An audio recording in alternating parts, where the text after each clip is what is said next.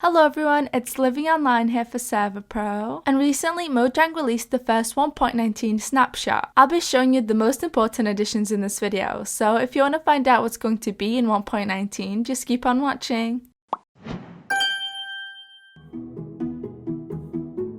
This snapshot introduces a new biome, the Deep Dark. To find the Deep Dark biome, you'll have to dig into the depths of the underground in Minecraft. Once you're there, you'll find that the biome is dimly lit and the floor is covered in Sculk Blocks. Lastly, it's crucial to mention that mobs cannot spawn in the Deep Dark.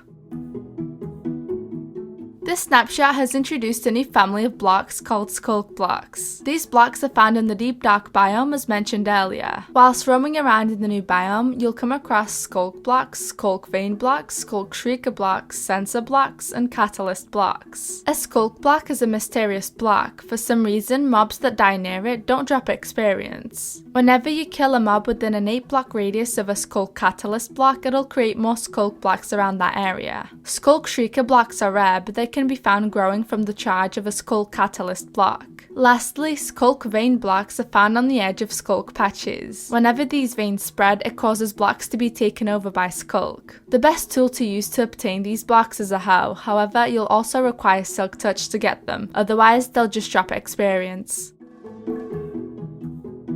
In this snapshot, you now have a new type of wood you can play around with called Mangrove Wood. As you can see, Mangrove is a red tinted wood type. This snapshot only introduces the items you can make with this type of wood. The developers state that mangrove trees and the mangrove biome will be coming in a later snapshot. Moving on, you'll find that there's a new item that grows from the bottom of mangrove leaves, and that is the mangrove propagule. It doesn't occur naturally yet in this snapshot, but we have the option of using bone meal on mangrove leaves to grow it in. If you keep bone mealing the propagule, it'll grow to its full size after 4 stages. After it's fully grown, you can break it off and plant it like a sapling. In the future, you'll be able to watch it grow into a mangrove tree, but since that's still in the works, all you'll see for now is an oak tree. The last block introduced in the snapshot is the Mud Block. The Mud Block is a block that will generate in the upcoming mangrove biome, and when walking on it, you'll sink down a little bit. Mud can be created by using a water bottle on dirt. In the future, you'll be able to use mud blocks to craft packed mud, and from packed mud, you'll be able to craft mud brick blocks, mud brick stairs, walls, and slabs.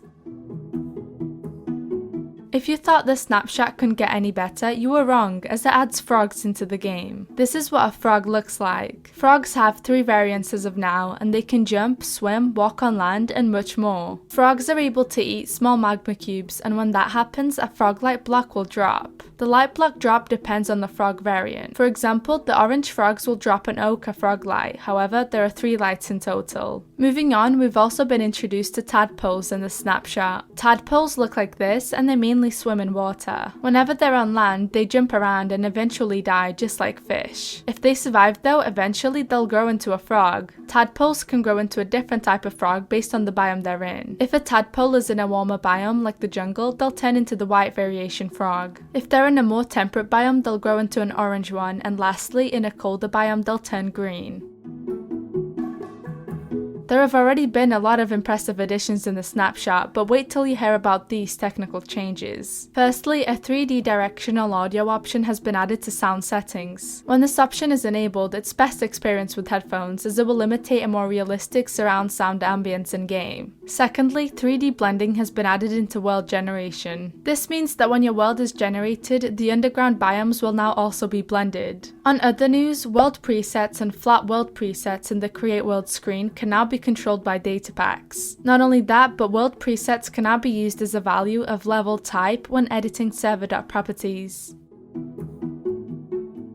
A bunch of the fixed bugs in the snapshot were textures and model related bugs. For example, in the previous snapshot, brewing arm stands wouldn't connect with their bases correctly, but that has now been changed. Shield items also weren't rotating properly. When you placed the shield in an item frame, it would be offset, or if you dropped it on the floor, the same thing would occur and the shield would move off center. Thankfully though, in this snapshot, a lot of the past texture issues have now been fixed.